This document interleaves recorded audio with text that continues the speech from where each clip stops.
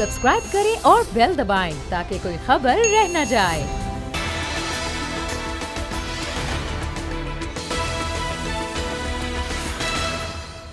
अस्सलाम वालेकुम, मैं हूं फैसल अजीज़ खान। बहुत तहलका अंगेज़ किस्म की मालूमात फराहम करेगी जॉइंट इन्वेस्टिगेशन टीम की जो रिपोर्ट है वो पीर को पेश की जाएगी। उज़ैर बलोच के खिलाफ जो GIT बनी है, उस GIT के अंदर जो इंकशाफात होने जा रहे हैं उससे होगा क्या? क्या पाकिस्तान पीपल्स पार्टी की हुकूमत जो सिंध में है वो अताब में आएगी, उनके रहनुमा अताब में आएंगे, लीडरान अताब में आएंगे? वो मंजरनामा क्या होगा? अगले हफ्ते से ये सूरत हाल शुरू होगी। साथ ही एक और मामला ये है कि बड़ी पैमाने पर बारिशें होने जा रही हैं। सिंध में बारिश होंगी, कराची में, हैदराबाद में। इंतज़ामात उस तरह के नहीं किए गए जिस तरह की तवक्कुआत की जा रही थी। नाले साफ़ करना अब शुरू किए गए हैं। 24 घंटे के बाद बारिशें शुरू हो रही, तो क्या सूरत हाल होगी? इस सारे सूरत हाल के साथ साथ कोविड-19 की सूरत हाल जो है मजमूई तौर पर पाकिस्तान में 3,388 लोग अब तक जहाँ बाग हो चुके हैं। तेज़ी से फैल रहा है कोविड-19 की वजह से। जहाँ पर सॉफ्ट लॉकडाउन था, हार्ड लॉकडाउन था, उसमें इजाफा किया गया है। कराची समेत मुख्तलिफ जो शहर हैं वहाँ पर लॉकडाउन जारी है। लेकिन इन तमाम चीज़ों से हटकर पाकिस्तान का जो माशी हब है कराची, इसके साथ एक से बढ़कर एक जुल्म की दास्तान जारी है। वो दास्तान ये है कि ना बिजली है ना पानी है। सूरत हाल शहर की ऐसी है कि कोई इसे पूछने वाला नहीं है। बयानात का तबादला है वफाकी हुकूमत की जानिब से और सिंध हुकूमत की जानिब से। बीच में जिसको टारगेट किया जा रहा है कराची इलेक्ट्रिक, वो कीमतों में इजाफा कर रही है। कराची में जो बिजली फराहम की जा रही है वो पाकिस्तान में सबसे महंगी बिजली है, सबसे महंगी बिजली। अब 20 रुपये से ज़्यादा का एक यूनिट है, 20 रुपये। यानी कि अब कम अज़ कम जो मिडिल क्लास या लोअर मिडिल क्लास घर है उसके पास जो बिल आएगा उसकी मालियत होगी 6,000 रुपये, 8,000 रुपये, और बाकी तो अब 40-40, 50-50 हज़ार, 1-1 लाख रुपए के बिल आएंगे। मामला यह है कि वफाकी हुकूमत इस मामले को उस तरह देख नहीं रही है। सिंध हुकूमत कहती है मामला तो वफाक देख रही है। प्राइवेट कंपनी जो है वो बीच में से रास्ता निकाल रही है और किसी को जवाबदेह नहीं है। कराची के लोग लावारिस हैं। कराची के लोग करें क्या? आज मुजाहरा हो रहा है कराची प्रेस क्लब के बाहर। मुख्तलिफ सिविल सोसाइटी के लोग, सियासतदान बड़ी तादाद के अंदर वहाँ मौजूद है। वहाँ डॉक्टर फारूक सत्तार जो मुत्तहिदा कौमी मूवमेंट के बहुत सीनियर रहनुमा है वो मौजूद है और मेरे साथ इस वक्त वीडियो लिंक पर मौजूद हैं। डॉक्टर साहब, आप मेयर रहे, आपने इस शहर के ऊपर आपकी पार्टी ने बहुत बड़े टाइम तक हुकूमत की। अब आप हुकूमत में हैं लेकिन आपका असर उस तरह का नहीं है। आपकी, मेरा मुराद है कि आपका एक धड़ा हुकूमत में है, आप उससे अलग हैं। लेकिन बहरहाल मुत्तहिदा कौमी मूवमेंट की ABCD जो भी धड़े हैं, कराची के लिए वो बिजली का मसला हल नहीं कर पाए। वो शहर जो कहलाता था कि रोशनियों का शहर है, आज वो अंधेरों का शहर है। बाजार रात को बंद हैं, मॉल्स रात को बंद हैं, रात की जो एक्टिविटी है रेस्टोरेंट्स की वो बंद है। कोविड-19 की वजह से बिजली का इस्तेमाल कम है, लेकिन फिर भी शहरियों को बिजली नहीं मिल रही है और कोई भी इस शहर के मसले को इस हद तक उठाने के लिए, हल करने के लिए तैयार नहीं है। डॉक्टर फारूक सत्तार, मैं तो ये कहूँगा कि इलेक्ट्रिक ने खुदाई का दावा कर दिया है और वफाकी हुकूमत उसके आगे सजदा रेज है। पहले तो निपरा बिजली के बिलों में इजाफा करता था या रेगुलेट करता था। अब इख्तिसादी जो काउंसिल है, राब्ता काउंसिल ECC, उसने 3 रुपए का फ़ी यूनिट इजाफा कर दिया। और ये सिर्फ कराची वालों के साथ ये जुल्म हो रहा है। उसमें वफाकी हुकूमत, उसकी इख्तिसादी काउंसिल और ये electric sub partner in crime हैं। और दूध देने वाली गाय को ज़िबा किया जा रहा है और सोने का अंडा देने वाली मुर्गी को रोज़ाना काटा जा रहा है।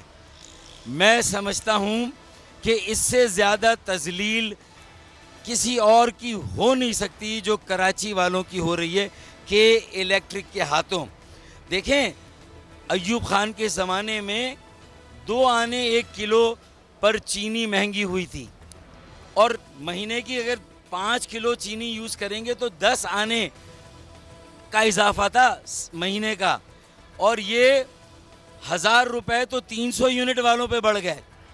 तो मामला ये है डॉक्टर साहब, किसी कराची वाले भी सड़क पर निकलने को तैयार नहीं है। सियासी जमातें भी खामोश हैं। कभी कभार देखते हैं जमात इस्लामी वाले हाफिज नईमुर रहमान साहब कभी निकल आते हैं, मुत्तहिदा कौमी मूवमेंट उस तरह से बाहर नहीं आ रही है, पानी के मामले पर नहीं आ रही है, बिजली के मामले पे नहीं आ रही है, बेरोजगारी के मामले में नहीं आ रही है, लॉ एंड ऑर्डर के मामले पे नहीं आ रही है। आप भी बहुत अरसे तक खामोश रहे हैं, आज आप मेरे ख्याल मुजाहरा कर रहे हैं प्रेस क्लब के बाहर। पॉइंट ये है कि आपने स्पेस दिया ना सिंध गवर्नमेंट को, काम ना करे तो कोई बात नहीं, वफाकी हुकूमत काम ना करे तो कोई बात नहीं, कराची के लोगों को लावारिस छोड़ दिया गया ना। पीटीआई ने इतने वोट लिए लेकिन उसने कराची का बुनियादी मसला हल नहीं किया। बिजली के ऊपर आज लोग रो रहे हैं, मातम हो रहा है और पानी नहीं मिल रहा है, लेकिन बुनियादी मसले शहर के हल नहीं। आप कह रहे हैं मुर्गी सोने का अंडा देने वाली मुर्गी है, आप कह रहे हैं कि सबसे ज्यादा आमदनी देने वाला शहर है, लेकिन कोई पूछता ही नहीं है। देखिए मैं यही तो कह रहा हूं कि ये मैं इंतज़ार सिर्फ इसलिए कर रहा था कि कोरोना की वजह से हम लोगों को जमा करें, लेकिन अगर कराची वाले ही उन्हें ही सारी कुर्बानियां देनी है जी। और जॉर्ज फ्लॉयड, सयाफाम अफ्रीकी नजात अमरीकी की तरह पाकिस्तान के जो इस्तेसाली तबका जिसमें के इलेक्ट्रिक जो है वो सबसे आगे आगे है, अगर के इलेक्ट्रिक के शौविन ने अब कराची वालों की गर्दन पर और इख्तिसादी राब्ता काउंसिल ने पैर रख दिया है, तो कराची वाले अब सड़कों पर आ गए हैं, बाहर निकल आए हैं। अब इन्हें वापस घरों में भेजना मुमकिन नहीं होगा। डॉक्टर साहब मैं आपकी तरफ आता हूँ, अयाज मोतीवाला साहब भी हमारे साथ मौजूद हैं, बिजनेस टाइकॉन है, मुख्तलिफ चीज़ों के ऊपर बहुत हैं। अयाज साहब, ये जो लोड शेडिंग का मामला है, बिजली की महंगे होने का मामला है और कराची के लोगों के साथ मुसलसल ज्यादती वाला मामला है, पानी का मामला हो, कचरा उठाने का मामला हो, गंदगी के ढेर हो, इस्तेसाली किस्म का इन्वायरमेंट हो, सारी चीज़ें कराची वालों के साथ हो जाती हैं। ताजिर बिरादरी के साथ भी जुल्म होता है, उनको पकड़ के गिरफ्तार करके अंदर भी रख दिया जाता है। न सिंध हुकूमत ताउन कर रही है उस तरह से जो उसकी जिम्मेदारी बनती है, ना ही हम देखते हैं वफाक जिसने सबसे ज़्यादा यहाँ से इमरान खान साहब ने सीटें ली हैं, ना वो उस तरह से मरहम रखते हैं, मसाइल को हल करने के लिए आते हैं। लोग समझ रहे हैं, यकीन कर रहे हैं कि ये वाकई लावारिस शहर है, इस पे पाकिस्तान पीपल्स पार्टी उस तरह से नहीं आती मसला हल करने के लिए, पीटीआई की गवर्नमेंट भी हल करने के लिए नहीं आती और जमातें भी नहीं आती। बिजली महंगी हो रही तो होने दो, पानी नहीं मिल रहा तो ना मिले। कैसे इस मसले को ताजिर बिरादरी सॉल्व करेगी? अयाज मोतीवाला साहब। बहुत बहुत शुक्रिया फैसल भाई, आपने मुझे इतने गमगीर और इतने तकलीफ दे मसले पर इस काबिल समझा कि मैं अपनी राय अवाम उन्नास तक पहुंचा सकूं। सबसे पहले तो के इलेक्ट्रिक को मैं चाहूंगा कि कातिल इलेक्ट्रिक और जालिम इलेक्ट्रिक कहकर पुकारा जाए और मुखातिब किया जाए। और आज 18 माह की इस हुकूमत का मैं ये कहना चाहूंगा, वैसे सिंध हुकूमत तो सालों से सिंध पर विराजमान है, लेकिन तहरीक इंसाफ 18 माह में मैं इसका मवाजना, जब माजी में पाकिस्तान ना बनने से पहले 200 साल ईस्ट इंडिया कंपनी ने जो यहाँ पर जुल्म ज्यादतियां की थी, इन्होंने 18 माह में उसका भी रिकॉर्ड तोड़ दिया। आजा के सेहत के निजाम को लेकर के, बारिश होने वाली है उसके निजाम को लेकर के, और बारिशों में बारिश के दौरान जो के इलेक्ट्रिक की जानिब से करंट लगने से लोग मरेंगे, उस सिलसिले को तो आप आगे रखते हैं। लेकिन जो ये हो रहा है, ये हो इसलिए रहा है कि कराची के अवाम को जहनी मरीज बनाकर पाकिस्तान की तरक्की में कोई किरदार अदा न करने के काबिल रखा जाए। इसलिए ये तशद्दुद नुमा तासुब, यानी तासुब भी वो तासुब जिसमें गरीब कराची के अवाम किसी भी मकाम पर अपने हक की आवाज उठाने के काबिल इसलिए नहीं रहे कि इनको अपने हक कहां से लेने वो जगह का ही नहीं पता। 3 रुपए फैसल साहब, 3 रुपए पे इन्होंने इजाफा कर दिया, यानी इक्तिसादी कमेटी। इससे यह जाहिर होता है कि ये के इलेक्ट्रिक सबसे पहले तो कराची में ये जुल्म कर चुकी माजी में कि अरबों रुपए की हमारी वायर लगी हुई थी, वो वायर इन्होंने उतार के सिल्वर वायर, इन्होंने कॉपर वायर उतार के सिल्वर वायर लगा करके वो डकैती की। उसके बाद बारिशों में लोगों का कत्ल किया, और अब ये बात वाजे हो गई कि ये के इलेक्ट्रिक वफाक की एटीएम मशीन है। इन्होंने माजी में जो इन्वेस्टमेंट की थी, असल मामले की तरफ आए ना, देखें अयाज मोतीवाला, ये सारी चीजें जो आप बता रहे हैं, जाहिर है अब इससे ज्यादा हर कराची वाले को अंदाजा है कि उसके साथ हो क्या रहा है। डॉक्टर फारूक सत्तार साहब, ये जो कराची वालों के साथ मसला है, ये पहली बार तो नहीं है कि इलेक्ट्रिक पाकिस्तान के सबसे बड़े शहर के अंदर कई दिहाइयों से ये करती आ रही है। आप लोग हुकूमत में रहे, आप लोगों ने मसला सॉल्व नहीं किया, अब आप मुख्तलिफ धड़ों के अंदर हैं, लेकिन सब कराची वाले हैं। क्या इस नुक्ते के ऊपर तमाम कराची वाले मुख्तलिफ सियासी जमातों के अंदर जो अब हैं, मुत्तहिदा कौमी मूवमेंट के मुख्तलिफ धड़े, जमात इस्लामी, ये सारी पार्टियां मिलकर एक नुक्ते पर नहीं आ सकती? बिजनेस कम्युनिटी को मिला के, सिविल सोसाइटी को मिला के, आम शहरियों के मसले के लिए कम अज़ कम खुदारा जैसे पाकिस्तान के मुख्तलिफ शहरों के अंदर बिजली के रेट हैं, कराची को भी वही बिजली के रेट मिले। पैसे आप ले रहे हैं कि इलेक्ट्रिक वाले बिजली भी प्रोवाइड करें। ये जो फर्नेस ऑयल वाला ड्रामा है, जो गैस नहीं मिल रही है वो वाला ड्रामा है, ये जो सियासत है, इससे निजात हासिल करने के लिए कोई हिकमत अमली, ठोस इकदाम। शोर तो मच रहा है, आप भी मचा रहे हैं, मैं भी मचा रहा हूं, सब मचा रहे हैं, सब तकलीफ में। लेकिन इसका सोल्यूशन देकर सारी जमातें मिलकर वज़ीर आज़म पाकिस्तान के पास या मोहतरम जनाब मुराद अली शाह साहब के पास जाके सोल्यूशन नहीं ले लेती, कोई इसका हल नहीं निकाल लेती?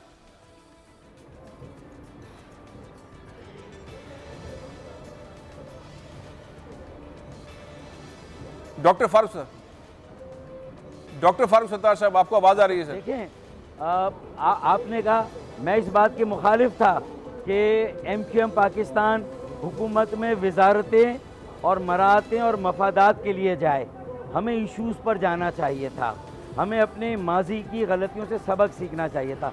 मेरी यही लड़ाई, यही झगड़ा अपने इन साथियों से था और है कि हम हुकूमतों में जाते हैं, पैकेज की खैरात ले लेते हैं।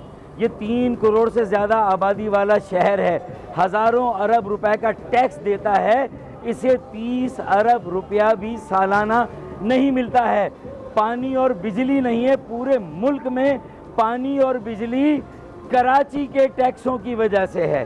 पूरे कराची चलता है तो पाकिस्तान चलता है। ये बात तय है कि कराची असल पाकिस्तान है, लेकिन शायद लोगों ने ये समझा है कि कराची लावारिस है। तो मैं आज निकला हूँ शहर के नौजवानों के साथ, मुख्तलिफ कम्युनिटीज़, बरादरियों, मोहल्लों, मोहल्ला कमेटियों, तमाम मुख्तलिफ उनके साथ में निकला हूँ और हम ये बताने के लिए आ गए हैं कि हम कराची लावारिस नहीं हैं, हम कराची के वारिस हैं। और कराची सिर्फ कराची वालों के लिए अहम नहीं, कराची लाहौर, इस्लामाबाद, रावलपिंडी, भालपुर, मुल्तान, कोयटा, पेशावर और लाड़काना के लिए भी अहम शहर है। वहाँ के लोगों को भी कराची के लिए उठना होगा। K4 के मंसूबे को 4 साल में मुकम्मल करना होगा, सर्कुलर ट्रेन का मंसूबा देना होगा, कि इलेक्ट्रिक वालों के क़िबले को दुरुस्त करना होगा। पिछले साल 50 से ज़्यादा अमवात हुई, बारिशों का सीज़न आ रहा है, नाले अब साफ़ होंगे, उसकी गप और जो कचरा निकलेगा वो 45 दिन के बाद सूख के उठता है।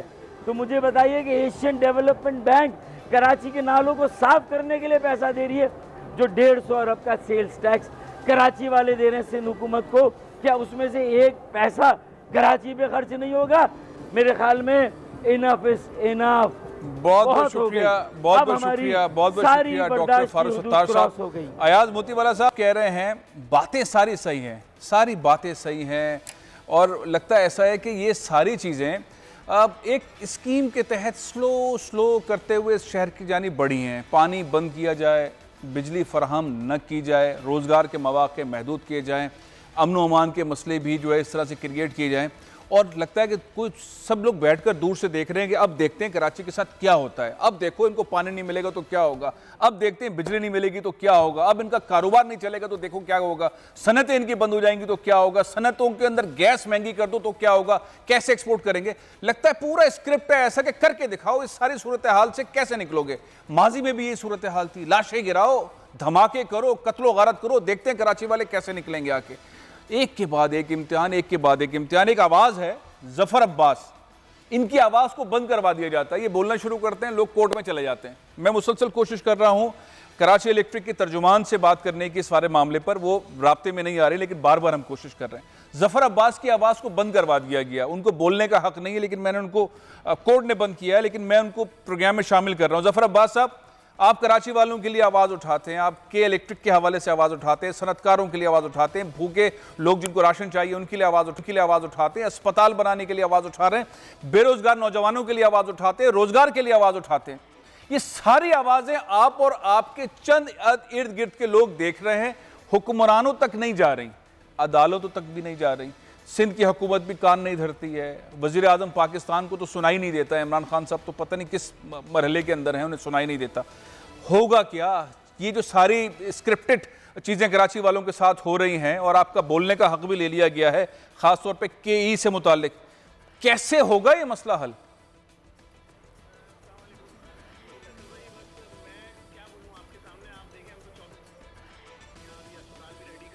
वालों के लिए एक अस्पताल फ्री में रेडी कर दिया है, जहाँ एक एक मरीज पे 20-20 लाख रुपए लग रहे थे, 1 रुपए नहीं लिया जाएगा। अब दूसरे अस्पताल पे जा रहे हैं, उसके बाद तीसरे पे जा रहे हैं।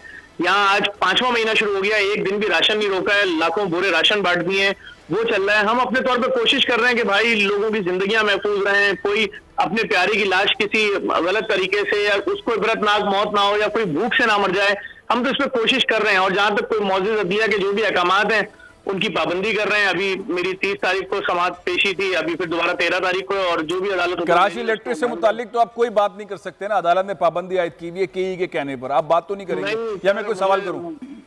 नहीं, बिल्कुल मैं उस हवाले से इस वक्त अभी कुछ नहीं कह सकता क्योंकि आपकी जबान बंद की हुई है। एक चलें, कोई बात नहीं। मामला ये है कि जहाज गिरा कराची में PIA का, वहां पर सर्द खाना ईदी का था जहां पे बॉडीज रखी गई थी, किसी हुकूमत का सर्द खाना नहीं था, वफाक का भी, सूबाई का भी और लोकल गवर्नमेंट का भी। जो खाना पहुंचा रहे थे, पानी की बोतलें, वो सैलानी वाले थे जो पानी की बोतलें और बिरयानी पहुंचा रहे थे। छीपा वाले ताबूत लेकर आ रहे थे और कफन लेकर आ रहे थे। अगर JDC ना हो, सैलानी ना हो, ईदी ना हो, छीपा ना हो, ये इदारे ना हो तो होगा क्या? अब मैं एक लाखानी साहब, हुनैद लाखानी साहब अस्पताल बना रहे हैं, ये जो कराची वाले अपने मदद आपके तहत पानी भी सप्लाई कर रहे हैं, बिजली भी सप्लाई कर रहे हैं, मोटरसाइकिलें भी आप बांट रहे हैं, रोजगार भी आप दे रहे हैं, हुकूमत है कहाँ? ज़िलाई हुकूमत कहाँ है? सूबाई हुकूमत कहाँ है? वफाकी हुकूमत कहाँ है? इस शहर के मसाइल हल करने के लिए लोग है कहाँ? फैसल भाई, बात यह है कि मैंने अभी मेरे इल्म में बात आई कल के शदीद बारिशें होने वाली हैं और हमारे जो DMC सेंट्रल है यहाँ पर नालों की सफाई का काम ही नहीं शुरू हुआ है, और अगर बारिश हो गई तो गलियों में 5-5, 8-8 फीट पानी खड़ा रहेगा और फिर जो उसके बाद जो भी नुकसान होंगे जिस तरह के वो आप लोग सब लोग जानते हैं। यकीन जाने मैंने उसी वक्त फोन घुमाया, मेरी बात हुई जो यहाँ के चेयरमैन है रेहान हाशमी, उनसे मेरी बात हुई। मैंने कहा क्या करना चाहिए, उन्होंने बताया जी हमें शावल की जरूरत है, एक्सीवेटर्स की। मैंने उसी वक्त 5 इनके टाउन्स के लिए 5 शावल्स करवा दिए। 4 रोजा मुहिम थी, मैंने कहा 4 दिन आपके साथ चलेंगे, कोई प्रॉब्लम नहीं है, सारा पैसा हमारा इदारा देगा, ताकि खुदा न खास्ता अगर कोई जिस तरह की पेशेंट गोलियां हो रही है, ऐसी बारिश हो तो इसके अंदर लोगों की जान तो बचाई जाए। बात यह कि इस वक्त जो कुछ हो रहा है कराची के साथ वो सबके सामने। जफर भाई, मेरा सवाल यह था कि अगर सैलानी ना हो, ईदी ना हो, छीपा ना हो, JDC ना हो, ये इदारे ना हो तो कराची वालों को होगा क्या? कहाँ है लोकल गवर्नमेंट, कहाँ है सूबाई हुकूमत, कहाँ है वफाकी हुकूमत? सर वही होगा जो आप लड़काना और दीगर जगहों पे देख रहे हैं, लोग अपने प्यारों की मैयतें गधा गाड़ी पे लेकर जा रहे हैं। तो ये कराची शहर है, यहाँ लोग अपने प्यारों की मैयतें सिविक करोला में लेके जाएंगे, क्योंकि सरकारी एम्बुलेंस का कॉन्सेप्ट नहीं है, कोई ऐसा निजाम नहीं है। आपके सामने अगर जिना अस्पताल को NGO छोड़ दे, जो पूरी NGO चला रही है डॉक्टरों की तनख्वाहों से लेकर A to Z सारे मामला, तो फिर ये अस्पताल एक जो आपके पास बड़ा सरकारी अस्पताल है वो भी नहीं मर जाएगा, बाकी ना कोई अस्पताल बने। बजट के अंदर कराची को जो दिया गया अमाउंट वो आपके सामने, जिस वक्त बजट पेश हो रहा था उस वक्त कराची की नुमाइंदगी करने वाली पार्टियां बाहर बैठ के एहतजाज कर रही थी, वो भी नहीं मान रही थी चीज को। मतलब जो कुछ हो रहा है इतना हैरत अंगेज हो रहा है जिसकी कोई इंतहा नहीं है। नौकरियां कराची वालों के लिए नहीं है, सफाई सुथराई कराची वालों के लिए नहीं है, अस्पताल कराची वालों के लिए नहीं है। इतनी बड़ी वबा में भी कराची वालों को प्राइवेट अस्पताल माफियाज के हवाले कर दिया गया है, बेड़ा गर्क हो गया। लोग अपने प्यारों को अस्पताल लेके नहीं जा रहे, लोगों के प्यारे घरों में मर रहे हैं, वो कब्रिस्तानों को नहीं बता रहे हैं कि हमारे प्यारे कोरोना में मरे। उनको पता है हम लाखों रुपए की खबर नहीं ले सकते, यही वजह है हमें फ्री कब्रिस्तान लॉन्च करना पड़ा, हमें अस्पताल बनाने पड़ रहे हैं। बात यह कि अफसोस का मकाम ये, कराची में 1600 एम्बुलेंसें चलेंगी तो ईदी फाउंडेशन की चलेंगी, खून के टेस्ट अगर होंगे, लेबोरेटरीज होंगी तो फलाई इदारों की होंगी, हुसैनी ब्लड बैंक, मोहम्मदी ब्लड बैंक। बहुत बहुत शुक्रिया जफर अब्बास साहब, बहुत बहुत शुक्रिया अयाज मोतीवाला साहब। एक ब्रेक के बाद एक और मामला है, एक तब्दीली आ रही है, तब्दीली की तरफ अमेरिका बढ़ रहा है। अमेरिका में इंतखाबात हैं, डोनाल्ड ट्रंप बड़ी मुश्किलात के अंदर हैं, जो बाइडन जो हैं वो लीड ले रहे हैं, लेकिन पाकिस्तानी कम्युनिटी ने एक कारनामा अंजाम दिया है। क्या कारनामा है, इस ब्रेक के बाद डिस्कस करें।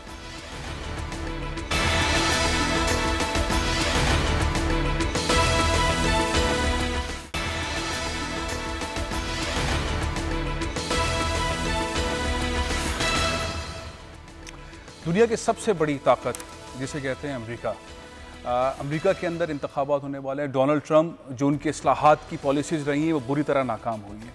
लगता ये था हालिया कोविड-19 का जो बहरान है उससे पहले कि डोनाल्ड ट्रंप दोबारा अमेरिकी सदर मुंतखब हो जाएंगे, लेकिन आहिस्ता आहिस्ता सिनेरियो चेंज हुआ और जो बाइडन जो है वो लीड पर है। जो बाइडन एक ऐसी शख्सियत हैं जो 2 मरतबा अमेरिका के नायब सदर मुंतखब हुए हैं और वो प्रो पाकिस्तानी एंगल की तरफ आगे बढ़े हैं। हालिया उनका बयान, उसने एक तहलका मचा दिया है हिंदुस्तान के अंदर। वो कहते हैं मकबूजा कश्मीर के अंदर फौरी तौर पर कर्फ्यू जो लगा हुआ है उसको ख़त्म किया जाए, और उनका ये भी कहना था कि 5 अगस्त से पहले की जो सूरत हाल है मकबूजा कश्मीर में वो फौरी तौर पर वो बहाल की जाए। इंडियन लॉबीज़ बहुत बुरी तरह फेल हो रही हैं। परसेंटेज वाइज बहुत तेज़ी से आगे बढ़ा है जो बाइडन का ग्राफ, और कहा ही जा रहा है कि जो बाइडन जो हैं वो जीत के करीब हैं। मुख्तलिफ रियासतों के अंदर अमेरिका के अंदर जो बाइडन जो हैं वो तेज़ी से आगे बढ़ रहे हैं। मजमूई तौर पर जो सूरत हाल एक मंजरनामा है, अमूमन होता ये था कि इंडियन लॉबी हमेशा 1% ऊपर रखती थी पाकिस्तान से, क्योंकि उनके पास पैसा ज़्यादा है, लोग ज़्यादा अच्छी पोजीशंस पे हैं और पाकिस्तानी अमेरिकन उस तरह से काम नहीं कर पाते थे। लेकिन ये जो टाइम इस वक्त चल रहा है इसमें पाकिस्तानी अमेरिकन बड़ी तेज़ी से आगे आए हैं। एक इदारा है पाकिस्तानी अमेरिकन का जिसका नाम है APPAC, उसके चेयरमैन डॉक्टर एजाज अहमद हैं। ये इनके इदारे का नाम है American Pakistani public affairs committee. इसने पिछले दिनों कुछ ब्रेक थ्रूज किए हैं। ज़रूरी था कि डॉक्टर एजाज से बात की जाए, और इसलिए भी बात की जाए कि पाकिस्तानी न सिर्फ आगे बढ़ रहे हैं, पाकिस्तानी अमेरिकन स्पेस ले रहे हैं, कुछ ऐसी पोजीशंस के लिए टारगेट कर रहे हैं, इंतखाबात की तरफ आगे बढ़ रहे हैं तो शायद इससे पहले उस तरह से सोचा प्लान नहीं किया जाता था। फंड रेजिंग के मामला में भी बहुत आगे हैं। अस्सलाम वालेकुम, बहुत बहुत शुक्रिया डॉक्टर एजाज, आपने वक्त निकाला। अब मैं ये जानना चाहता हूँ आपसे कि ये डेमोक्रेटिक सदारती उम्मीदवार जो बाइडन, जिनसे आपकी हालिया मुलाकातें भी हुई, उन्होंने बहुत अच्छा बयान भी दिया कश्मीर, मकबूजा कश्मीर के हवाले से, बड़ा खुशाइंद है, और इंशाल्लाह अगर वो प्रेसिडेंट ऑफ अमेरिका बन जाते हैं तो ये इंडिया के ऊपर दबाव बढ़ेगा, ह्यूमन राइट्स की कैपेसिटी के अंदर भी बढ़ेगा, और जो उसने लाकानूनियत कश्मीर के अंदर, मकबूजा कश्मीर के अंदर की हुई है उसके हवाले से भी बनेगा। आप क्या समझते हैं कि ये जो सपोर्ट कर रहे हैं आप, उसमें आप और मजमूई तौर पर कितने फ़ीसद पाकिस्तानी है जो इस वक्त जो बाइडन को सपोर्ट कर रहे हैं? क्वेश्चन का simple answer is yes, America will rise again, and it's not, आप देखें कि internationally for example the whole world is looking at America and also Democratic Party at this time to reverse whatever damage Trump administration has done it. So I think Biden का ये है कि उसका experience है 8 साल का as a vice president with Obama and 40 years of experience with in public sector. So he's probably right candidate to do this at this time. How much he can do it, we are all waiting to see, and hopefully he wins and make changes.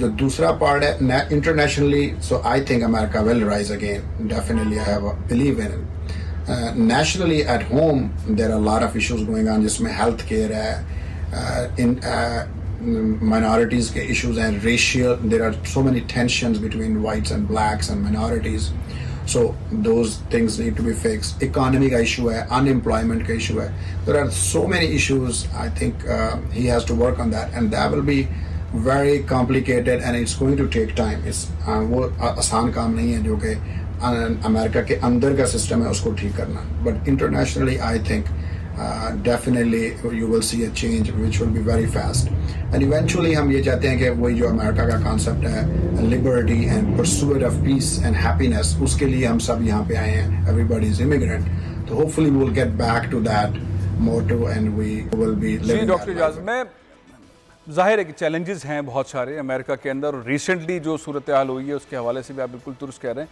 लेकिन जो Pakistanis हैं, ये Pakistanis कितने % आप समझते हैं कि वो इस वक्त जो बाइडन की साइड पर हैं? और ये जो आपने रिसेंट फंड रेजिंग है, ज़ाहिर है $2.5 लाख अरेंज करना, आपकी मुलाकात उनसे होना, और फिर वेबिनार कॉन्फ्रेंसेस के थ्रू पाकिस्तानी कम्युनिटी को इस इलेक्शन के मामलात के अंदर इंगेज करना, यूथ को इंगेज करना, ये बड़ी ज़बरदस्त किस्म की डेवलपमेंट है। लेकिन हम अगर जानना चाहेंगे कितने % पाकिस्तानी या जो APPAC है उसके लोग कनेक्टेड हैं, तो अंदाज़न क्या सूरत हाल आप बताएंगे? आपका जो सेकंड पार्ट ऑफ क्वेश्चन है कि कितने फ़ीसद पाकिस्तानी जो वो बाइडन को कर रहे हैं, मैं उसका क्वेश्चन का आंसर पहले देता हूँ। पाकिस्तानी मोस्टली सेंट्रिस्ट हैं, कंजर्वेटिव हैं, but lot of young people are progressives and But I see the way the things are going right now between Trump and Biden and Progressive Party agenda. I think at this time 90 to 95% Pakistanis are with Biden team, and we will probably vote. We will vote for Biden because of his policies. The second part of the question is that what is our expectations? Our expectation is that APPAC wants to create a pathway, institutions, a system where Pakistanis can become part of the system and part of the government. Doctor साहब, ये जो fund raising का मामला है, बहुत सारे doctors, बहुत सारे पाकिस्तानी आपके साथ शामिल हैं। हम अमूमन देखते थे इंडियंस फंड रेजिंग के अंदर इलेक्शंस में ज़्यादा होते थे और वो ऐसी लॉबी करते थे कि वो शायद कंट्रोल कर लिया करते थे और बहुत बड़े बड़े इवेंट फिर इंडियन कम्युनिटी के हम देखते थे। पाकिस्तानी कम्युनिटी के भी इस तरह के इवेंट होना शुरू हो गए हैं। हालिया फंड रेजिंग के बारे में जो कहा जा रहा है कि जैसे कि आप लोगों ने $2.5 लाख जो बाइडन की इलेक्शन कैंपेन के लिए जमा किए, बहुत बड़ी बात है। बहुत सारे डॉक्टर्स, बहुत सारे पाकिस्तानी इसमें शामिल हैं। आप अब सदर मुंतखब होने के बाद आप क्या उम्मीद रखते हैं उनसे, जो बाइडन से? APPAC और पाकिस्तानी अमेरिकन कम्युनिटी इस वक्त जो है वो like 90 to 95% जो पाकिस्तानीज़ हैं, we are going with Joe Biden and we are supporting him because we think that the future and what Trump has done for 4 years to the country really needs a change, and this may be a good thing for Pakistanis or overall for America. So what our target is same what other America has the target. Whatever is good for America is good for Pakistani Americans. So what we are hoping there will be a change which is good for everybody, for whites, for blacks, for minorities, and not only for them but also for Pakistani Americans. As far as APPAC is concerned, we want representation of our community there. We are trying to create institutions where Pakistani Americans are part of it. तो हम उसका system का हिस्सा बनना चाहते हैं। बहुत बहुत शुक्रिया डॉक्टर एजाज अहमद। बड़ी अच्छी खबरें हैं। अमेरिका में जो इस दफ़ा इंतखाबात का मरहला जारी है उसके अंदर पाकिस्तानी लॉबिंग बड़ी मजबूत है, पाकिस्तानी कम्युनिटी के लोग बहुत एक्टिव हैं। कोविड-19 की वजह से भी जो रिलीफ वर्क थे उसके अंदर भी बहुत एक्टिव थे, लेकिन फ़ंड रेजिंग जो इलेक्शन से मुतालिक चीज़ें जो वहाँ की रिवायत है उसके अंदर पाकिस्तानियों की जो इदारे हैं, APPAC जैसे, और पाकिस्तानी जो बिजनेस टाइकून्स हैं, डॉक्टर्स हैं, वो बढ़कर आगे आ रहे हैं। उम्मीद ये है कि जो बाइडन जो है वो अमेरिकन प्रेसिडेंट होंगे, और जब वो होंगे तो जो उनका ये हालिया बयान है कि मकबूजा कश्मीर के अंदर कर्फ्यू फ़ौरन ख़त्म करे इंडिया, और साथ ही ले जाए वापस 15 अगस्त की सूरत हाल जैसे थी मकबूजा कश्मीर उस पर, तो फिर आगे बात होगी। तो ये बड़े हौसला अफजा किस्म की सूरत हाल है। यहाँ मैं ले रहा हूँ एक अगली स्टोरी, बहुत इंपॉर्टेंट स्टोरी है। हम मीडिया से मुतालिक बहुत सारी खबरें सुनते हैं, मीडिया टाइकून्स कब्ज़े कर रहे हैं, बहुत सारी चीज़ों को इस तरह से लेके चलते हैं कि शायद वो लोगों को नज़र नहीं आती, लेकिन वो हुकूमतें चला रहे होते हैं, सिस्टम को बना रहे होते हैं। एक जो मीडिया टाइकून है वो इस वक्त हिरासत में, प्लॉटों का उनसे मुतालिक एक रेफरेंस बन गया है। वो रेफरेंस है क्या, सूरत हाल उस रेफरेंस के अंदर कहाँ तक पहुँचेगी, इस पर हम बात करेंगे इस वक्फे के बाद।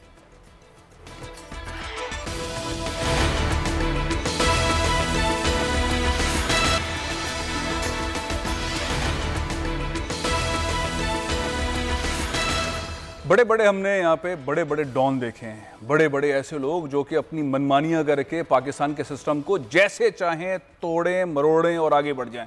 कोई पूछने वाला नहीं होता था और कोई पूछने वाला अभी भी नहीं है।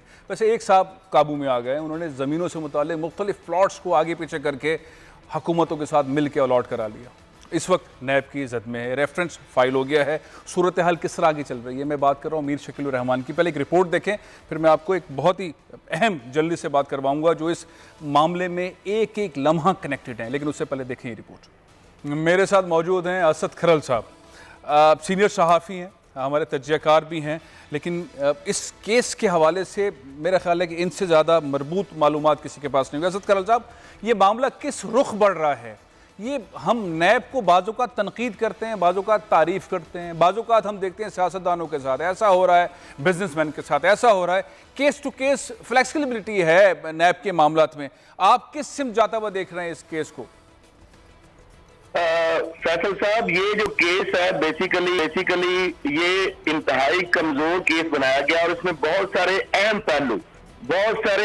पहलू जो कि जिनको इन्वेस्टिगेट करना था, जिनको रिकॉर्ड पे लाना था, जिनके वजह से मुल्ज़म को सजा मिलने में यकीनी बन सकता था मामला, उन बहुत सारे पहलुओं को इग्नोर किया गया, डेलिबरेटली इग्नोर किया गया। अच्छा। उनको रिकॉर्ड पे नहीं लाया गया। ये मैं नहीं कह रहा, ये लाहौर हाई कोर्ट ने और अकाउंटेबिलिटी कोर्ट ने नैब को बाकायदा ऑर्डर्स में लिखा कि आप इस केस में हर पहलू पे ईमानदारी से, ऑनेस्टी से बाकायदा इसके ऊपर इन्वेस्टिगेट किया जाए। लेकिन सबसे बड़ा इसमें बमशल ये है कि ये जो जमीन है, जो मोहम्मद अली के बेटे हैं हाकम और हदायत और उनकी 4 बेटियां हैं, ये मोहम्मद अली जाली मोहम्मद अली है। इसका वालिद का नाम है महताब और असल मोहम्मद अली के वालिद का नाम है वली मोहम्मद। उनके बेटे हाजी गुलजार यूके से उन्होंने मुझसे राब्ता भी किया और उन्होंने कहा कि जनाब ये तो जमीन हमारी गुमी आपने ढूंढ दी है। अब हुआ क्या है जी, पर्त बंटवार मेरे पास है, उसके अंदर ये जो जाली मोहम्मद अली और हाकम है, इनका खाता कैंसिल हो चुका है। ये सेंट्रल गवर्नमेंट की जमीन है, ये खाते कैंसिल का मेरे पास रिकॉर्ड है। नैब ये दानिस्ता वो रिकॉर्ड पे अगर लाएगा तो वो तो बिल्कुल सारी जालसाजी साबित हो जाएगी, तो मुल्ज़म को तो वो जगह मिल ही नहीं सकेगी। अभी तो 4 और 5 के नाम का फड्डा है ना गलियों का, ये तो सारी जगह इलीगल है, सरकारी जगह है, नंबर 1। अच्छा। दूसरा इसके अंदर मामला ये है कि ये जगह नेशनल बैंक ऑफ पाकिस्तान के अंदर 8 जॉर्ज टाउन जो है प्लाज कराई गई, गिरवी रखवाई गई। इसके ऊपर जो आपने मीर इब्राहिम की बात की, इसमें बहुत बड़ी तरह वो फंसते हैं, इसलिए कि इस केस के अंदर बकायदा नेशनल बैंक ऑफ पाकिस्तान से 26 अक्टूबर 2016 को जब नवाज शरीफ की हुकूमत थी, जब पनामा केस आया था, तो खैरल साहब इसको अगर हम 30 सेकंड में बताएं तो ये केस किस सिम जा रहा है, सही डायरेक्शन में या नहीं? 4 बंदों के ऊपर एक रेफरेंस बना दिया। एक बंदा बाहर बैठा है नवाज शरीफ साहब, एक मियां बशीर साहब है वो जो उस वक्त डायरेक्टर लैंड थे डेवलपमेंट, और दूसरे जनाब है हुमायूं फैज रसूल। उनको तो नैब ने पकड़ा ही नहीं, 2 मुल्ज़िमों को। नवाज शरीफ से जब आएगा तो देखा जाएगा। तो एक अब शकील रहमान को किस तरह सिंगल आउट करके सजा दिलवा सकते हैं। मामला ये है कि नैब का उनके साथ मुल्ज़िम के पास, चूंकि नैब के बहुत सारे कमजोरियां हैं, उनकी ब्लैकमेलिंग की वजह से नैब उनसे ब्लैकमेल हो रहा है। बहुत बहुत शुक्रिया सर। प्रोग्राम का टाइम खत्म हो रहा है। मैं एक और प्रोग्राम में एक बहुत इंपॉर्टेंट स्टोरी लेना चाह रहा था, लेकिन अब वो कल डिस्कस करूंगा। इस्लामाबाद में मंदिर, मजमूई तौर पर इस्लामाबाद के अंदर कितने मंदिर हैं, कितनी हिंदू आबादी है और ये फंडिंग फेडरल गवर्नमेंट कर क्यों रही थी, इस पर हम बात करेंगे इंशाल्लाह कल। इजाज़त दीजिए। पाकिस्तान जिंदाबाद।